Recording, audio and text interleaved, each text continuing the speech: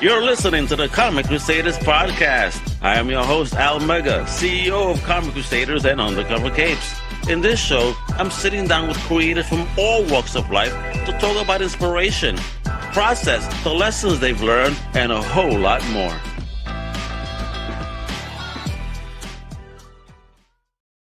Wepa familia, what up? It's your boy Al Mega, and welcome to another epic episode of the Comic Crusaders podcast. Now, today we're going to be diving headfirst into a fantastical battlefield that is going to be filled with myth, magic, and of course, a whole lot of mayhem. Because in the house is an independent comic book creator, all right? He is a mastermind behind a currently live Indiegogo project called Infinitale Chronicles. That's right, baby. The War of the Trees, book numero dos, all right? We're talking straight from the lore vaults of a imagination gone wild. That's right, baby. So, my Crusaders, I need you all to gear up, sharpen those elven blades, and let's get into the quest as we speak to the big boss over here, a writer, a creator, a publisher, the man himself behind the Infinitale Tales, the one, the only Mr. Chris Fisk. Hey, welcome. Hey, thanks for having me, man. No, thanks for coming through. Thanks for hanging out. Thank you for coming through to talk about this great looking book called Infinitale Chronicles. You know, it's going live in Indigo again. We have limited time. We only have 6 days left. I mean, my man over here has a goal of $5,400. You know what I mean? He's at $5,400. He had a fixed goal of 12. So, you know, he is funded. This book will be getting published, you know, and getting out there to the hands of our backers, our independent backers specifically. But we're going to get into a whole bunch of stuff and that and a whole lot more, of course. But Chris, let us know first where you were originally from and what was the first thing you ever fell in love with in fandom. All right, yeah. So I was born in a small Massachusetts town, and I lived most of my life in New Hampshire, and I kind of got into comics in a weird way. Rather than like going in through like the capes and tights stuff, I actually went in through the Bandes des Années, the French stuff.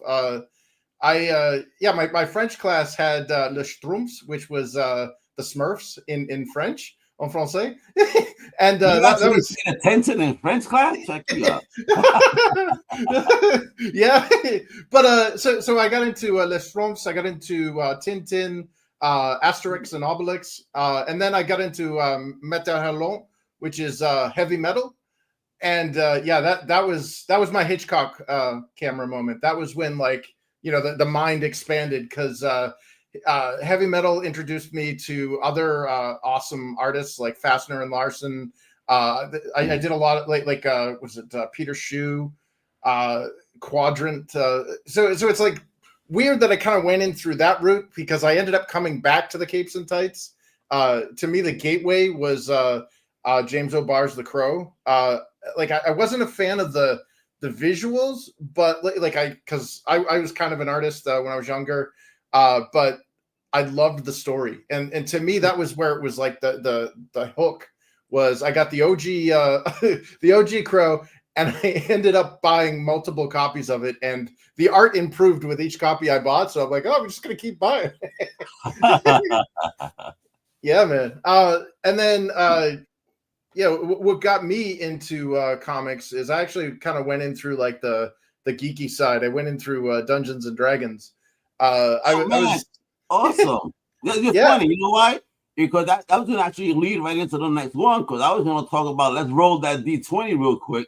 I was about to say, when did your heroic journey into comics and storytelling began? You know, so that's awesome. Yeah. So what got me into kind of making my own comics actually started with me making my own tabletop role-playing game. I wasn't rich enough to get all of the Dungeons and Dragons books, and my local library had them, but they were always like checked out or whatever. So I started making my own stuff, and I started this project back in 1990. So we didn't have Google. Like I basically just had free range of the library, and I was using all their books. And man, I do not miss the Dewey Decimal System. I could imagine some of our younger listeners are looking, what's the library? What do you mean? What's the Dewey Decimal? What? Jesus Christ, we're still not age. Yeah, so I ended up making my own tabletop role-playing game, but we, in the 90s, we had a recession, and it shut down the library on the weekends. Like, they couldn't keep the lights on because, we were running out of funds. So what we ended up doing was I would kind of chronicle or write down the game session, like the minutes of the meetings, essentially, and I would draw a picture with it, and then for $5 a month, you'd get the picture every month with a recap of the previous that week's or that month's adventure, and the Infinitale Chronicles, and Infinitale is like it's kind of like the old play on the words, like the never-ending story, or like EverQuest, infinite entail, portmanteau, put it together. So I ended up I did that for my throughout my high school years, because in high school they treated us like a criminal. they said it was volunteering, but it was compulsory. I'm like, you keep using that word, but I don't think you know what it means. So they basically made us have 140 hours of community service in order to graduate. And I was like, that's insane. So the librarian saw me doing what I was doing down the library, and she's like, you know what? You keep these kids from tearing down the walls, climbing the shelves, and I'll give you whatever community service hours you need, and you can use them to beta test or guinea pig or whatever your role playing game. And I ended up doing that for like 4 years, and bam, I graduated with that. And we ended up going for like another 4 years, and finally I ended up I kind of put it away for a while, because I was like, it's exhausting, man. Like when you're DMing, which is like leading the game. Like you gotta have every, it's like getting arrested, and you like have to have your story straight. It's like, person in the next room said something different. Right? No, motherfucker, I am the god of this table. How dare you? Yeah. So I ended up putting it away. I had it in these nice storage totes, and I ended up I went through university, went to college, and then I went into video game development. And that had me traveling to California, Australia, Japan, lived there for a while. And all this time I'm paying to carry, like basically move this tote everywhere, like big heavy box full of all these notes and lead figures and everything everywhere. And I ended up, I spent about a decade in video game development. I was a game designer, I did narrative designer, I did something called UX designer, which is basically like interface stuff. And then after about a decade of that, I got tired of chasing my meal, because man, is that industry volatile. So I ended up leaving, and I came back to New Hampshire, and I ended up switching from video game development over into cybersecurity. And wow. You get this guy keeps going on geekier and geekier. Yeah, I got the hunch, and oh boy, yeah. Hey.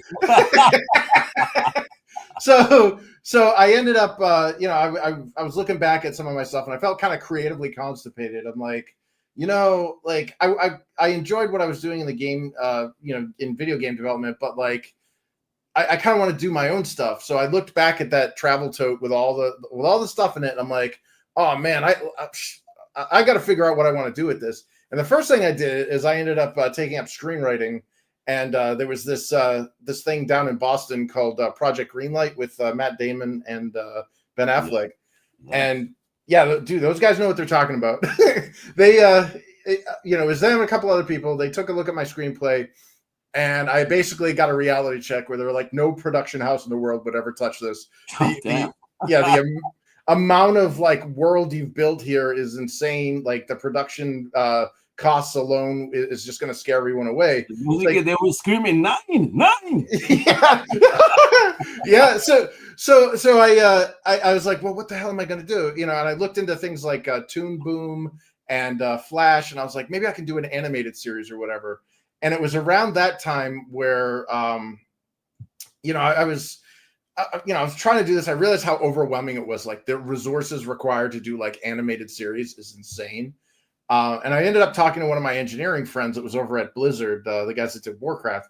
Cool. And it's like, dude, why don't you just write a novel? Take a screenplay, write a novel. Dude, make comics. I'm like, I don't know the first thing about comics. Like, what are you talking about, dude? You're always got comics on you. So I was like, okay, I know how to read them. I know what I like, but I don't know how to make them. Right? I mean, reading is one thing, brothers. Yeah, you want me to make one? Come on now. Yeah. So I reached out to this dude in California who basically took a look at my screenplay and went, no comic artist will ever work with this. This is insane. We're going to have to convert your screenplay into basically a comic book script so we can get some artists on this. And he ended up hooking me up with a couple artists, and we did the first book. It actually took about a year to kind of punch out the script, because I have over 10 books worth of stuff. There's again, it's over 30 years in the making. So this is a gargantuan thing. And we had to, run it through a little choppy. And we ended up getting the first book out at 54 pages. And so we funded it in 2021. It's now on Amazon. And we're like, okay, let's do round 2. And I sent out the what I thought, what I proposed for round 2. And I sent it out to my proofreaders, and oh boy, man, always make sure your proofreaders or your editors are not your friends. You want people to tell you that it's crap. Yes. And 100, yo, bro, that's one of the best advice ever. It's the absolute truth.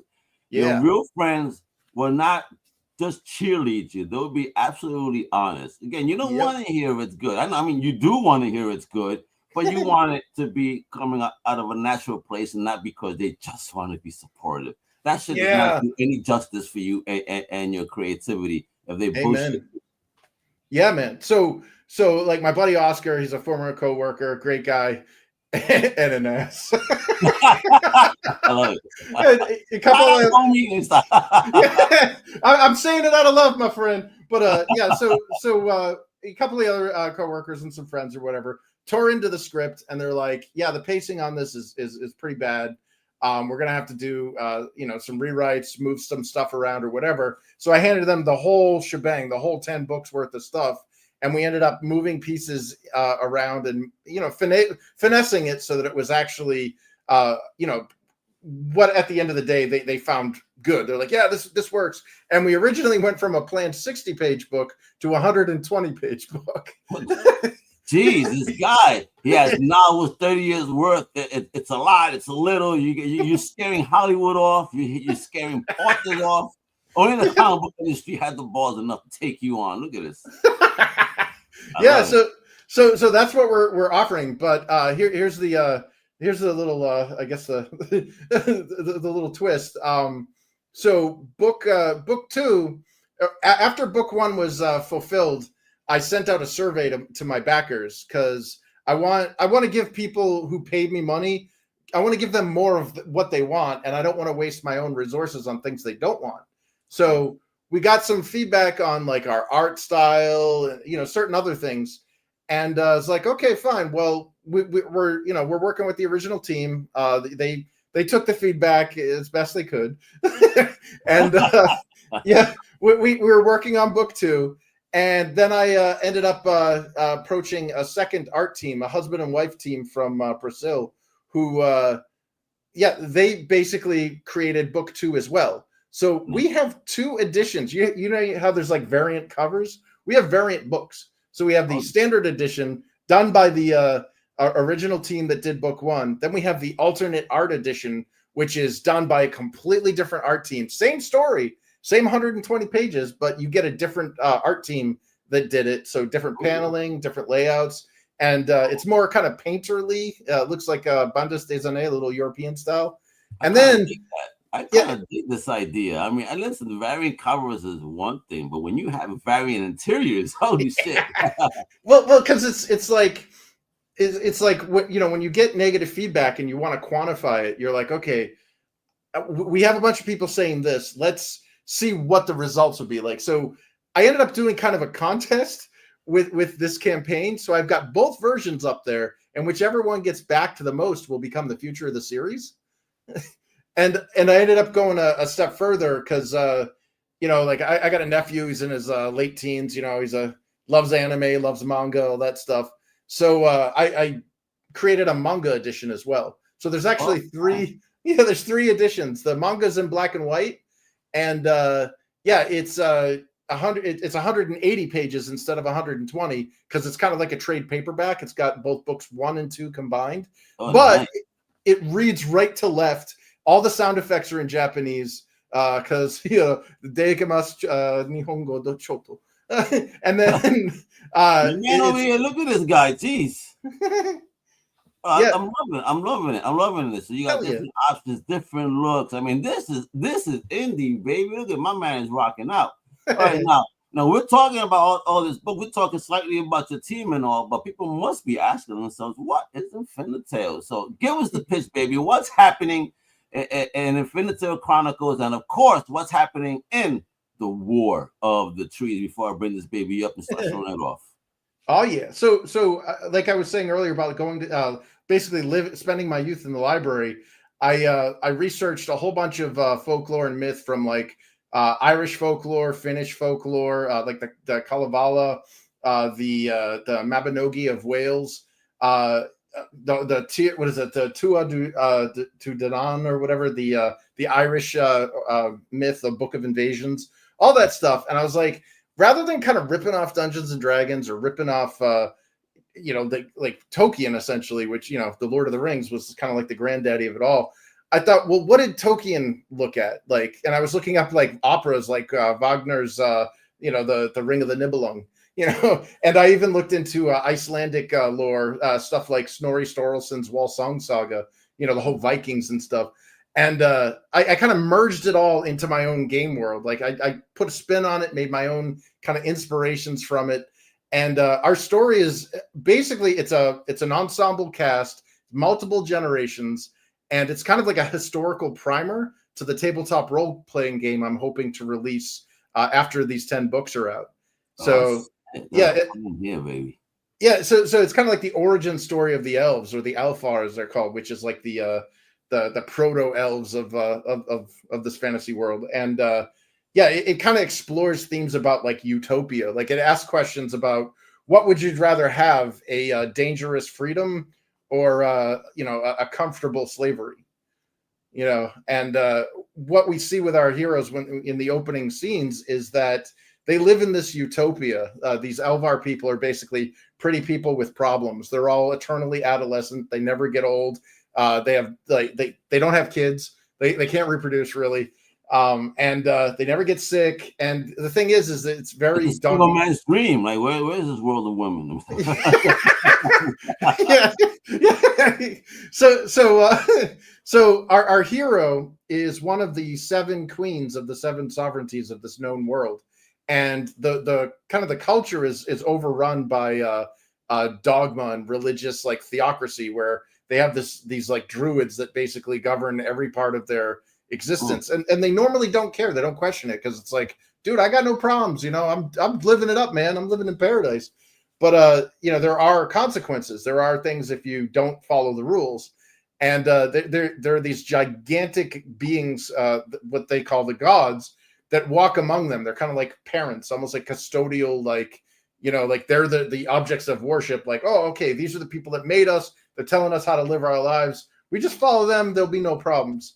But we start looking at little cracks in their perfect world, and in their invisible gilded cage. And the story opens with our queen getting pregnant, and nobody knows what that is. Yeah, she's like, uh-oh, I thought she was on the pill. Yeah. So she ends up getting pregnant, and the people are like what's going on? Like, what is this? What, and they end up basically they get like the animal husbandry expert to come over and deliver this kid. And it was a complicated birth, complicated delivery. She passes out. She starts having these strange visions. They're telling her to go to this place and all this stuff. And while this is happening, she's unconscious. Her husband ends up taking the kid to the druids, to the religious orthodoxy, as part of this like naming ritual, because they don't actually pick out their own kids' names. So takes the kid to the naming ritual, and you find out that the naming ritual is actually attached to this kind of lottery system. And if you've ever seen Logan's Run, When you turn 30, you go to the carousel. Well, that's pretty much what this is your name gets entered into a lottery, and you get basically harvested during this event that happens every so often, where male members of these people are sacrificed to the gods. And the horror is when she wakes from her coma of sorts, she learns that her kid, who was just named, her baby, her infant, it had his name drawn in the lottery. Jeez, yo, talk about the luck of the draw. Just being born. Damn. Yeah, so it's like, it's oh hell no. So she ends up, trying. Basically, these visions are telling her, go to this place. It's the only way to save your kid and all this stuff. So she tries to go, but she's too sick from delivering a pretty painful pregnancy. So her husband goes in her stead to these ruins, this forbidden city that her people were not supposed to go. They were forbade by the big tall god people, and they end up going there. The king goes in her stead, and he brings a small party of adventurers with him, and they all get messed up. They go into the forbidden city, and they get almost everybody dies because they're no longer protected by these giant gods and the deadly fauna, the animals. They get attacked basically by this like multi-headed dragon thing. And they recover a book, but they can't read the book. And then the first book ends where they end up getting taken prisoner by these ancient their ancient enemy, these like bestial like savages called the Fawn or the Cernudi, which are like goat people essentially. And goat people, oh man. Yep. Yeah. And one of them ends up speaking their language, which freaks them out. And they learned that he can read the book, and they read the book and learn that their entire origin was a lie. And everything they were told was complete BS. Are you telling the story of humanity? This is what's going on. Yeah. So that's kind of our first book, of the series, a little brief synopsis. And there's a lot more to it, but this was, a multi-generational story, and we're starting to see kind of the cracks in that utopia and what leads into the War of the Trees. And it's called the War of the Trees because all of these sovereignties, they're all kind of they have these like kind of like indigenous trees to their area, these native like the sovereignty that they live in is named after one kind of tree, and then the other sovereignties that they've been kind of like kept from going to, kind of like in Fallout, like the vaults, they've been separated by these other these other lands, and they're trying to basically unify and be like, hey guys, we've all been lied to. Let's go mess up our, the guys in charge, Gotcha. And we learned that, sometimes just like Cypher in the Matrix, sometimes people want to stay in the Matrix, Yeah, I mean, because they're too comfortable. Yep. Stop being comfortable, folks. Jesus, I'm thinking, hey, I want this book. I want this. I mean, and look at this, folks. Before we start showing this trailer and we keep getting into the whole world of the Infinitale Chronicles, baby, let's give a real quick run through. Again, we have 6 days left. That's right. Only 6 days, mi gente. All right. My man over here, he's up 456% of $1,200 fixed gold. Okay, my man over here is at $5,480. So a big salute to 78 independent comic book backers. Much love and respect. Thank you for supporting my man over here and supporting independent comics in this wonderful community of creators. I appreciate that, myself. Because again, you hear this. I mean, who does not want to pick this up? I'm going to give you more reasons. Right now, we're going to do the trailer, and then we're going to do a whole rundown, and we're going to keep digging into the universe, baby. Let's go. All right.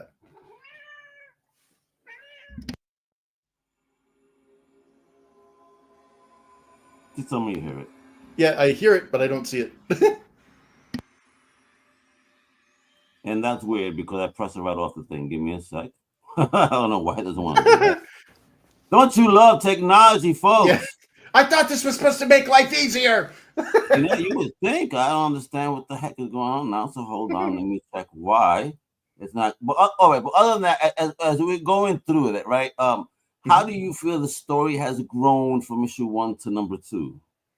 Well, with issue 1 kind of introducing us to the heroes and the conflict, issue 2 is kind of our heroes getting into the conflict. Their paths are now diverged, where the queen, who was left home because she was sick, is dealing kind of with the damage control of her missing husband, and they start scheming other things of ways, because she, in her mind, she thinks she sent her husband to his death.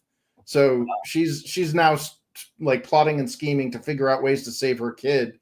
And that's only like one side of the adventure. Then the other side is the husband. He's off, in the wilderness with this ancient enemy, these bitter rivals that they've been, these savages that they've been killing for ages. They're now kind of in like a loose alliance where they learn that they kind of share an ancestral link, and that they both have a mutual enemy. Ooh, all right, baby, and I got it up now. It's up now. That's what that's what she asked for, and I got it done, baby, right here. Infinitale Chronicles book launch suit trailer. Check it out, baby. Let me know you hear it, right, brother? Oh yeah.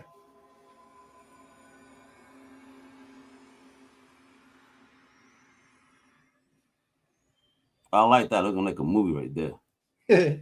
Thanks. Knowledge is like a seed. Ooh, look at that. When sown in fertile minds, it opens doors to new possibilities. Truth, once buried by the Gorgeous. is again revealed. The unimaginable becomes demystified. Oh, hell yeah, look at that. Look at those colors. New Jeez. wonders are discovered that transcend the limitations of previous understanding. However, I love how you did the motion comic aspect. All right.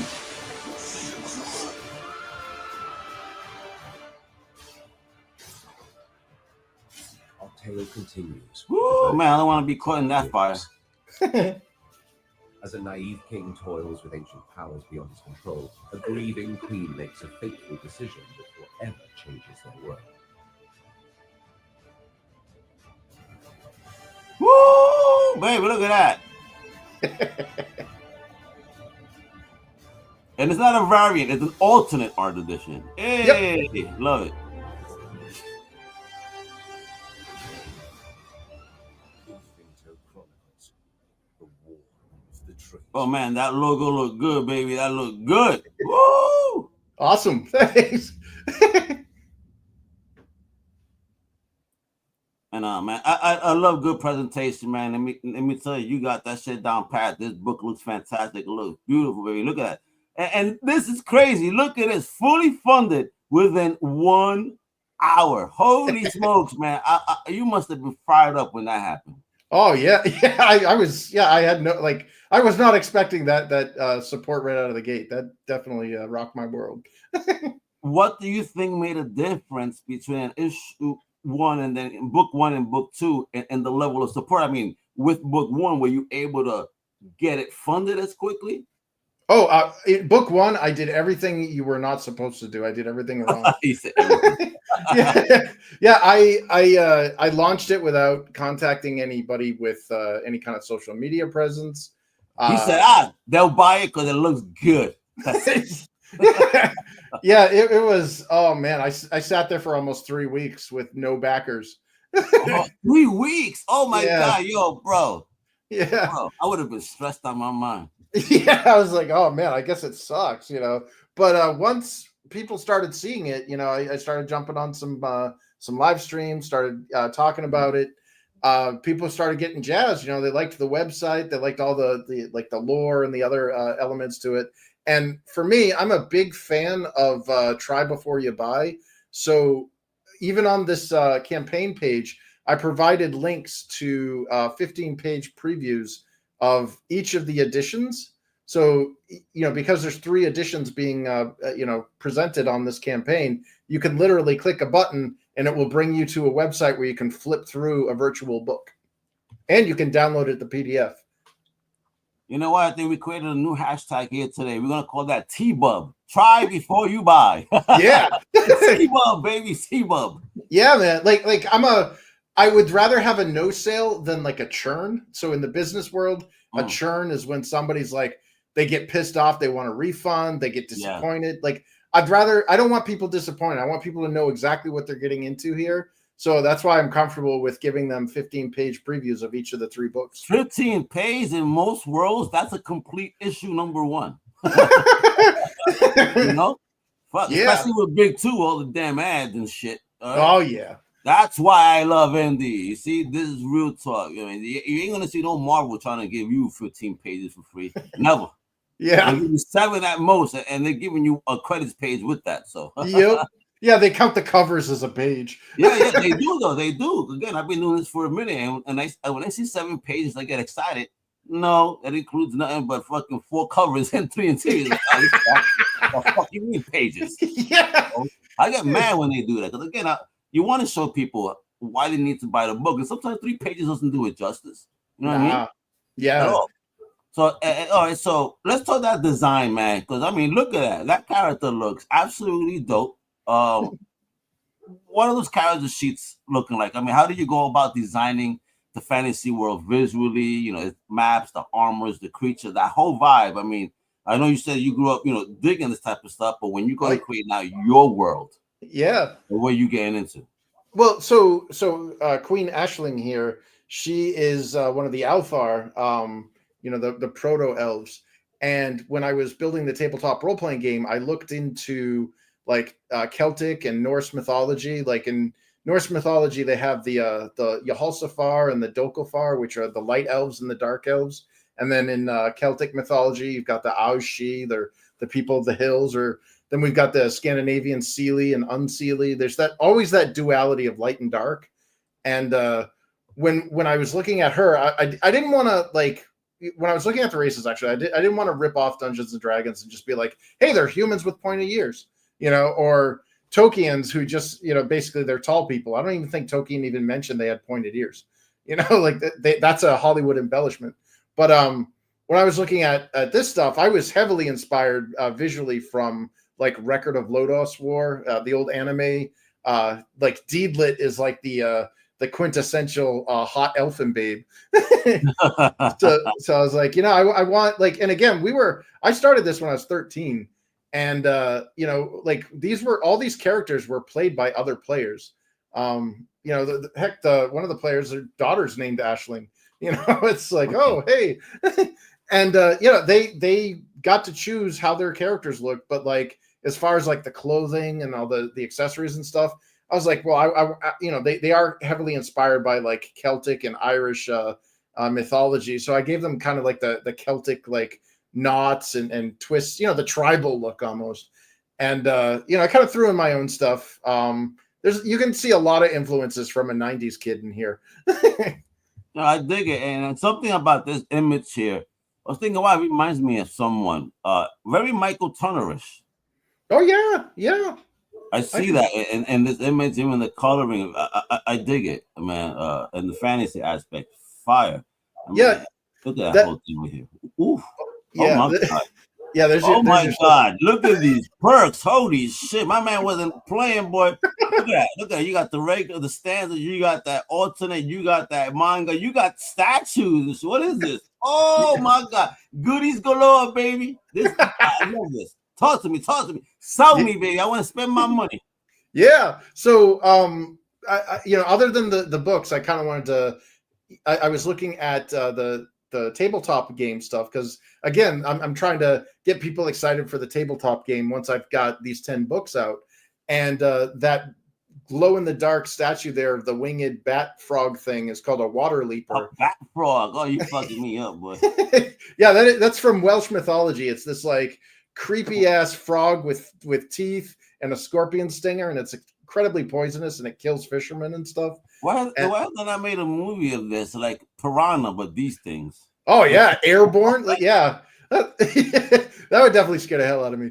But this one glows in the dark, and it was originally a 1-inch or was it 36 millimeter figure for the tabletop game. But I blew it up when I printed it. We re-resolutioned it, made it so that it actually scaled with the resolution with the larger size, and then I printed it on a nylon in a glow in the dark nylon, and that sucker's got some light to it. I was like, should I be wearing gloves when this thing's going? Oh, damn, like that? Yeah, you thought you were about to turn into the Hulk and shit. Huh? Yeah, I got the Bill Bixby eyes. Like, Oh man, as soon as you touch it, run! Where did my hair go? No, so then the other one behind it there is a statue printed out of solid white nylon, and it's a painter kit. And I included all of the paint supplies. So it's got the paint brushes, the paints, the mixing palette, the clear varnish, and she's already pre-primed. So yeah. Man, so this is definitely some hands-on stuff right here. I dig that. Hell yeah. You're the first one I've seen do this, because most people, it's just, you figure it's ready to go, it's shelf ready. But yeah, bro, you really digging into the vibe of that gaming community, because my boy, he plays Warhammer, and you have to see his armies. I'm like, Jesus Christ. And he sat down there and painting these bad boys himself. I'm like, Jesus Christ, you're bored. Yo, I don't have that much time. Jesus Christ. All right, and then in that box, later on, or I guess you can scroll down and you can actually see closer details. I see that box. It reminds me of a Sega game and shit. Yeah. The box has 6 magnets in it, and they were all 16-bit sprites of the characters in acrylic. And I attached rare earth magnets to the back of them. I thought I had telekinesis when I was putting those things together. Stuff was moving across the room. Oh man, that's when he wrote up this whole Kickstarter. That's why Indigo. That's why the way it looks. Man, he was talking about his magic powers, his wizardry. He was casting a spell when he was writing. Yeah, man. So yeah, those are your the three the 3 editions of the books. 2 of them are color, one of them's black and white. And here's a breakdown of what we currently have that's backed. So the standard edition has got about a 17 point lead. Where the alternate edition's kind of in third, and then the manga edition's picking up a respectable second. Yeah, people love that manga. I mean, I know a lot of independent creators that go that route with their projects.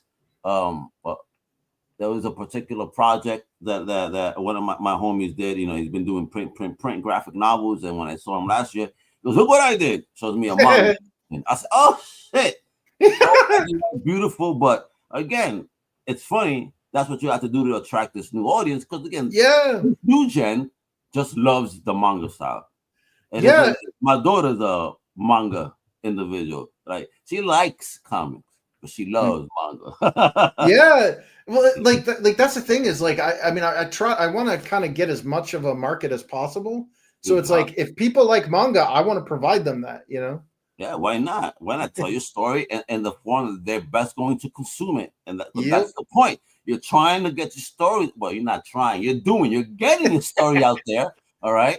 And you want everybody to be able to have access to it within how they like it. And I like that. You definitely open, and that's pretty cool. So you got the bonus content. You got that book too. That standard edition does look good though. Yeah, if you click the button free preview, it'll open up another page, and you can flip through and download the free preview there. So you want to give them a tease? Let's see. Let's give them just a wee bit of a tease, just a wee bit. Keeping with that. Yep. You can. Oh my God! Look at that when you open that. You can drag the pages. I'm a colors guy, man, and you get me in. Look at that scenery when you open. Ooh. Yeah. See, so this is over here. A flat earther will tell you that because the smoke rising is in a straight line, the earth is flat. There's no wind. There's no. Nice. Look at this, yo. This is why I love me some indie, man. It would just surprise you. You would think that this is a big level 2 quality book, and I'm gonna stop there. That's half of the 15-page preview. Stop there. You guys got to check it out. Okay, again, you see already where you go. You go to your Indiegogo free preview. It is right there. You don't even got to download it. It opens up within your browser, and you have a nice sneak peek of what is popping here. All right. Then you got the alternate art edition. Again, something new again that I've not heard of in any crowdfunding campaign, where you have the same book but completely different creative team in the interiors. Wow to me. But I kind of feel like it would be expensive coming from a creative perspective. But shit, it is what I gotta see this preview. I want to see that difference, man. So it's the same story you just saw, but it's done by a different art team now. All right, so again, I'm gonna remind you, I saw this. All right, that's half of the first one. You see those pages, right? Now you're gonna go see it to the alternate edition. I mean, look at this. But what a different scenario. And here there is a spin on the earth because the fire is going sideways. Oh wow, what a difference already. Holy shit. I love that. I love to see how an artistic team will take the very same words and just see it differently. Oh yeah. Bro, whoa, look at that. This is action effing packed with this one. The other one was nice, so serene and peaceful, getting it started slowly. These people just you seeing blood from the get. Let's go. Yeah. Look at that. Gorgeous, gorgeous. Then you got here, another. I like this. Why don't Kickstarter don't do this? I'm digging what Indiegogo doing here with this, with these previews that you're just integrating within. Most people don't do this type of stuff with their project. Here, see, I was about to go the right way. No, he went straight up OG manga. You have to do it the right way, okay? And there we go. Oh, look at this. Look at this. Oh, with that map right there. Tell me you made a parchment map like that for real. Yeah, we got a canvas map on the campaign. And then look at this, yet another different view. Yep. Yo, you're murdering me, Bo. You're murdering me here. This is fire. Hell yeah. I'm in love with this project right now. You got 3 different styles. Yeah, you could get one of each. It don't matter. Like, it's just same story, but everything looks different. This is a nice little shelf porn set. There you go. The collector's bundles, baby. This is what people want. The 2-book bundle, get both book 2 editions plus a collector's slipcase. He protecting that, that coverage, baby. Yeah, man. Put those prophylactics on the books right there, baby. Keep you safe. So you got books and look at this.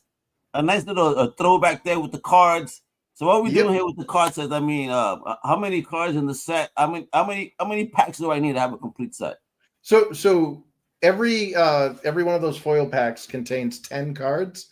So you'll get the complete set of 10, but there is a possibility that there is an 11th hollow foil card that if you scroll down, you get to see what those examples are and who the artists are on it. Oh my gosh! Oh, we definitely. But we got all these the statuettes and all we were talking about, right? With some cards there. Look at that golden dark John right there. Crazy. Look at this. It's true. Damn, that shit looks. Bro, your fingers are glowing. Yeah. Yeah, bro. You better go to a doctor. Yeah. The straight up white figurine, as you were saying, for you to get the color. And look at that. Digging it. Paint ready. There goes the canvas. Yo. That makes a dope poster, bro. If you get this put on leather or something, like just a couple of editions, that shit would be fire. Yeah. There we go. The cards right there. Hey, look at that. Those are your cards. Just like with the first set, we sold out of the first series from the first campaign, but we still have the second one. And what it does is it gives you 4 character cards. So you got like little description and bios of the characters. Then you get all the cover art cards from all the artists. That's it. And you could combine both card sets, I would suppose, from volume 1 to 2. Yep. Excellent. And then if you scroll down a little bit, so maybe if you refresh the page, that broken link it shows the hollow foil cards. Well, I see it down. I'm seeing it right now. You don't see it right there? No, that is a separate card. That's a jumbo card. Oh, so we put the link in the other. Oh man, yeah, it's broken. That's sad. If you hit refresh, it should reload it because I noticed that. Let's try that refresh for because we got to see this. Yeah, because Indiegogo has this weird thing where it if it times out, it'll just Indiegogo. Basically. What about Kickstarter? Kickstarter too. Trust you me. I only can see Kickstarter on Mozilla. I get bent on that. Like why? Yeah. Why are you doing this to me? Anyway. All right. So there we are. Yep. So yeah, right there. Those are the hollow foil cards. So there's a likelihood that one of these 10 cards will be in your pack. Oh shit! All right, my man teasing over here. This is fire, fire. And then you got this joint right here. Yep. Yeah, that's so this is a cool thing. That is the very first piece of fan art I ever received. It was done by the artist Nerium Nova. She sent me the physical version of this in black and white, and it's hanging on my wall. So I ended up coloring it myself and putting it on a 5x7 holofoil card. And originally during the first campaign, when I was trying to build up followers on X, I gave these away to when I reached 1,000. I think it was like 10 people got this card for free. And a lot of people missed out on it, and they were like, dude, you got to put this on your campaign. So the ones I have left over, I put on the campaign. You can grab this one. Oh shit! There you go, folks. For them card players out there, that baby's live. Then you got what are these stickers, magnets? What's this? Yep, those are the magnets. Those are all acrylic magnets, and they're done by the pixel artist Nicotine Fist, and he made them all look like the old Sega Genesis sprites. So we've got a bunch of Sega Genesis style sprite art of the characters on magnets. I dig it. Yeah, man. I saw that. I told you. I saw it from before. I said, damn, it reminds me of Sega back in the day, showing my age. Jesus. Yeah. Oh, man. You ain't playing here. That is nice, bro. Yeah. A hollow. It's the deluxe store folio. So it's only available on the Ultimate Bundle. But basically, it's a magnet sealed clasp, and it's got some vinyl decals that I ironed on. So the interior's got that kind of Sephiroth looking dude with the fire. And then it's got the world map on the interior. And when you close it up, it looks just like a big book. Yo, bro, this looks great. I have a couple of these stuff. I mean, great for when you go to a convention and you want to protect your books that you care about. But man, to see this the way you did it here, yeah, man, this is sweet, man. I think you're opening up a whole world here for creators to think about this, to store their book, especially if they're sets or graphic novels. This is dope, bro. I love the way you did the packaging. Great job. Oh, thanks. Great job. Yeah, then we got these digital perks over here. You know, just downloadable PDFs for those that don't want to smell the ink or don't want to put creases in their books. Yeah. or they live in Australia and they don't want to pay the exorbitant shipping. yeah. That international, heck yeah, or whatever's going on. Is the tariff still affecting you guys? It's all this shit, man. Oof. All I want is to read books. The only wars I want to see are the ones within pages, all right? Yes. Amen. Only wars, for real. So so I sold out of all of the standard editions on the first campaign, because in the first campaign we had a standard edition and 2 variant covers, and I sold out of the standard edition. It no longer exists, but I do have. Whoever got that standard, those first prints, those are going to be collector's editions. So we got some variant covers left over, and I put them up in limited quantities here. So depending on which one of the variant covers, and again, this is a first print. So the edition you can grab on Amazon has slightly different tweaks, some art changes, some editing. So that the first printing is kind of like the OG, like, right out of the gate. This is the collector's one right here, folks. Make it rain, baby. Don't be playing with me. I know it's a pay week, so make it happen. Support this wonderful project like today, right now. The link is right there. I'm showing it off. You see right there below, and it's also in the show notes. All right. So you know what? I'm also gonna have. I didn't do this earlier. My gosh, how dare I not do this? The most important thing to do, of course, is share it in the comments. So everybody that's sharing it, I'm sharing that in the comments right there. That was tuning in right now. Go ahead, click that link that's in the comments. Go support right now. Look at these add-ons. Ooh. Oh my God! Look at the legs on these ladies. I guess you're a leg man. You know how to do it, bro. Yeah. That's an acrylic double-sided standee. So I on the first campaign, we had as a stretch goal, everybody who backed one of the bundles got a free version of the husband character, Kalen, and we ran out of those, but we did end up during the in-demand portion create this Ashling companion standee. And we have some left over. So if anybody's interested in having a nice little acrylic standee of one of the main heroes, you better get that. Man, look at that. Again, that's all self-porn. Man, what are we talking about here? Oh, that's another holofoil card? Look at this. Yep. Yeah, that was another free stretch goal that was unlocked on the first campaign. And now that that campaign is over and some people missed out on it, I just put it on as a perk on this campaign that you can back. Yeah, who did the art on this, man? This is sick. Yeah, that's MR Gun Art. The guy's amazing. I ended up contacting him on Twitter when he was showing off his work, and I was super happy when he said, "Yeah, I'll do a piece for you." Yeah, that was fantastic, yo. There we go. So the good news over here, all the goodies. I mean, look at that stuff. The war chest. I like that. Yeah. Yeah, baby. Yeah, if you back $25 or more, you'll get that collector cardboard war chest to ship instead of like a Gemini mailer, you'll get the box, and the interior of the box is the full scene that you see on the cover. Stop lying. Oh, damn, my man is customizing everything. He's even making packaging fucking collectible. Look at this guy. I'm digging it. Oh, look at that shit does look sexy though. Yeah, so interior is the full scene of that little thing that's in the frame. Nice, bro.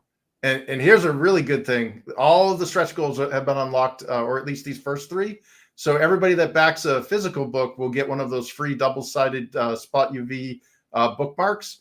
On one side, it's got that picture of Aisling, and then on the other side, it's got the ancient dragon language that you can use to decode when the goat people, when the fawns are talking. You can actually understand. You speaking that language at conventions, man, trying to see. Yeah, and then the big boy here in the center.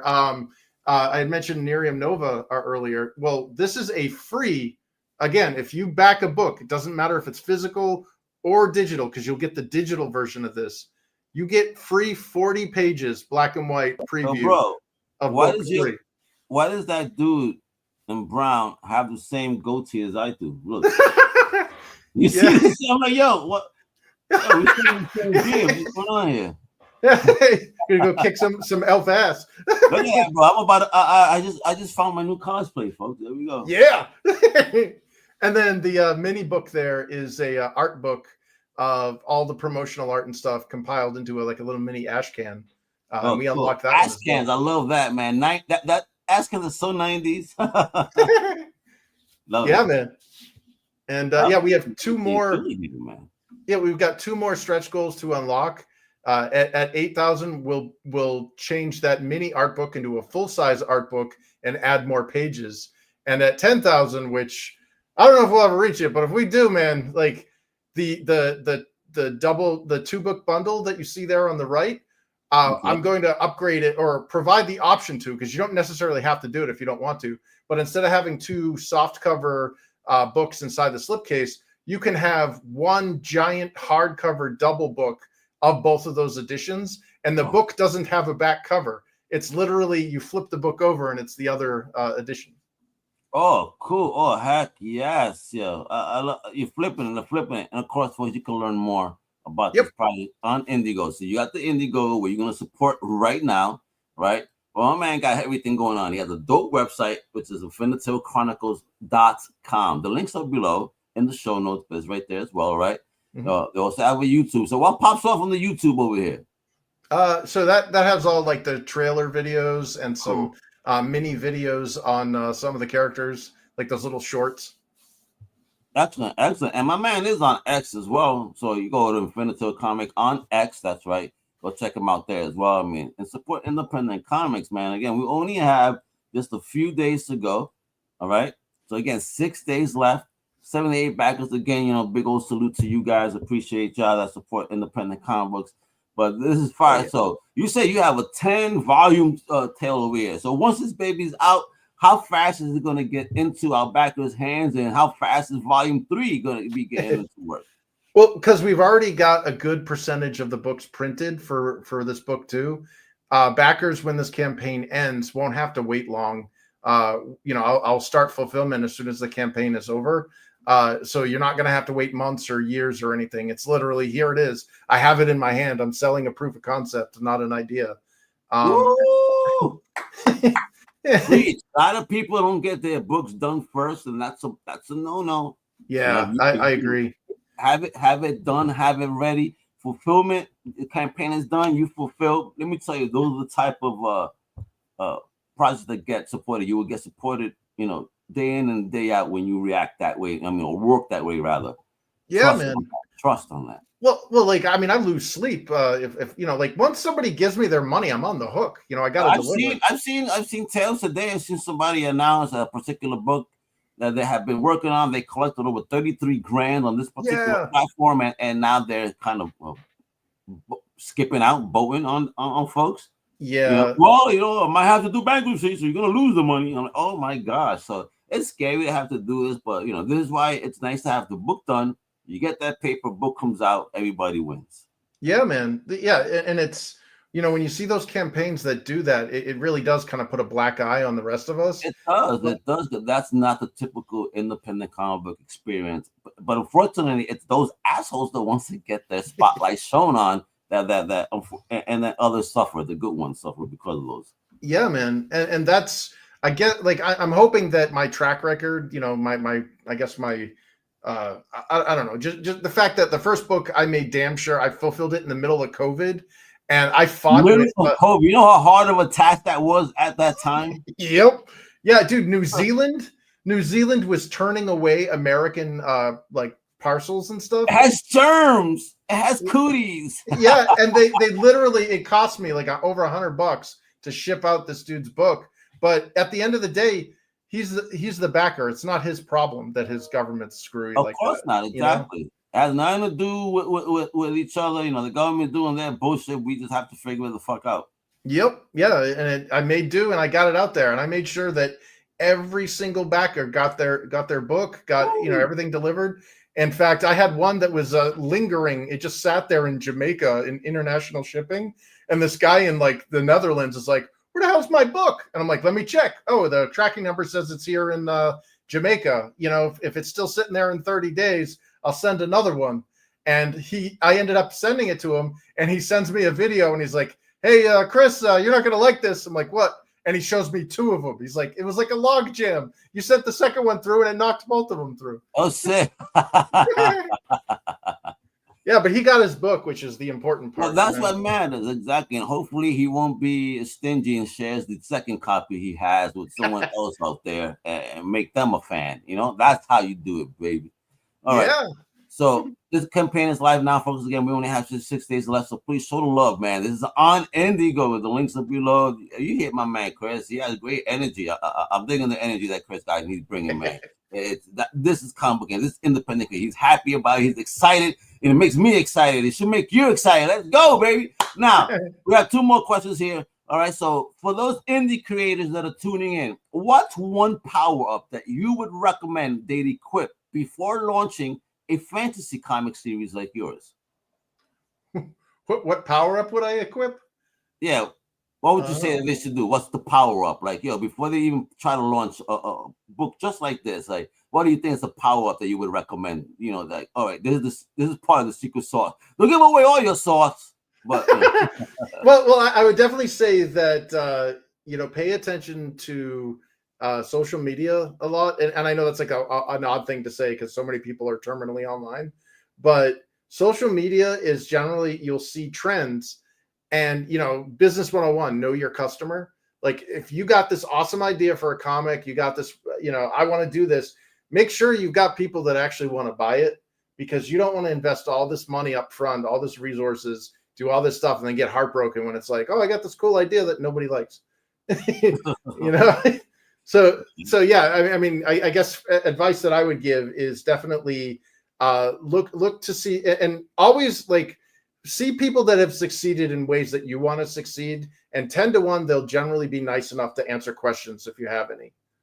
Like, how did you get there? Oh, okay, well, thanks. Or where did you get your books printed? Or how much money should I be asking for a funding goal? Because I've seen people that have started these campaigns with these extremely lofty funding goals, and nobody backs it because they're like, it's never going to reach 30,000. Yeah, exactly. Yeah, oh, that's too crazy. Again, exactly. Make your campaigns reasonable, folks. For free. That's another thing. I know you believe in yourselves, but why would you want to put something for 30 racks, have nobody, when you could do something for maybe 10 racks? So your book at a good price, get a lot of eyes on it, and maybe on the second project you could do that. Yeah, build it up. It's like a fire. You got to put the small logs on first. You drop the big log on, it's not going to burn.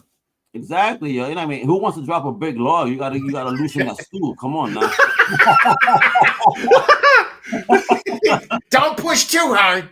You know what I'm saying? Pop a vein, literally. Now, this is the last one, kiddo. Why should every sword swinging, elf loving, Lord thirsty comic book fan immediately back the War of the Trees #2 today? And I need you to hit us with that rally cry, General Fisk. Yeah, come on. Yeah, honestly, like, this is a love letter to the fantasy genre that we've seen modern audience is probably not ideal for a lot of people. We've seen, Dungeons and Dragons turn into something that's a little softer, a little more kid friendly, a little less what we fell in love with in the 80s and 70s, 80s and 90s. And this is kind of a return to that. And what I'm hoping to rekindle is the same kind of geekiness that I had back in the 90s when I was all pumped up with, the fantasy stuff of my day. I loved Dragonlance. That was actually responsible for getting me to read. You know, Dragonlance. Yeah, I remember that. Heck yeah. Hell yeah. And I kind of want to see like a return to that. I don't want to see proms and dinner parties in Dungeons and Dragons anymore. I want to see people going in down deep into the dungeon's depths and pulling out dark ancient things that nobody's seen, since the beginning of time. I want people to be pumped again. I feel you. When you say that, it makes me think about that X-Men thing, that Hellfire Gala. Like, you want to do a yearly fashion show in comic? Get out of here. I don't want to see that. No. Yeah. You know what, bro? This is why you need stuff like this. This is why I love indie, man. They doing the right thing. My man over here, that's right. Infinitale, Chris Fisk right here. No relation to Wilson, I promise you. So he's not gonna be busting heads if you don't support the project. I dig it. So, Chris, man, your energy is awesome. I dig the project. It's a beautiful looking book. A big salute to your whole creative team, your squad, everybody, because you definitely have something special here. And again, folks, I'm sure one last time, it is live on Indiegogo right now. Infinitale Chronicles, The War of the Trees #2. So, burn them trees and read about these trees because you're going to be loving it. I'm telling you, 150,000%. Follow them on X at infinitalecomicbook.com. Visit the website, infinitalecronicles.com. YouTube right here, of course, Infinitale Chronicles, and the X, I meant Infinitale Comic, not .com, right? And of course, it's all about T-Bub on this project, meaning try before you buy, baby. So he has 15-page previews and samples for you to kind of dive in and take, have a little taste of what this whole world is about. And let me tell you, you will not be disappointed. As soon as you go through that preview, you won't even be halfway through the preview. You say, you know what, fuck it, you're going to throw out your wallet, put out that credit card, and start plugging in them numbers, because this is what you're going to be supporting today and tonight. All right? Get the big deals. Get them all. Let's get them to $10,000 in 6 days. Yeah. Yeah. Right, Chris? Let's do it. All right. Hell yeah. Thank you for your time. I appreciate you. To all my Crusaders tuning in, I see y'all. Thank you so much for tuning in. Just follow my man over here, Chris, on everything I've shown. All the links are in the show notes, as well as everything for Comic Crusaders. That's right, comiccrusaders.shop. Check us out. We are the best. And we do stuff for you guys, all right? And if you're an independent creator and you need to be heard and you need a signal boost, come on over. The Comic Crusaders is the platform built for you guys, baby. So come on through. Almega got you. And with that, hasta la próxima, mi gente. Stay legendary. Wepa! Thank you for listening to the Comic Crusaders podcast. If you like the content, please subscribe and turn on notifications. Also, please visit comiccrusaders.com and our extended podcast family over at undercovercapes.com. And also, make sure to download the Comic Crusaders app on the Google Play Store today.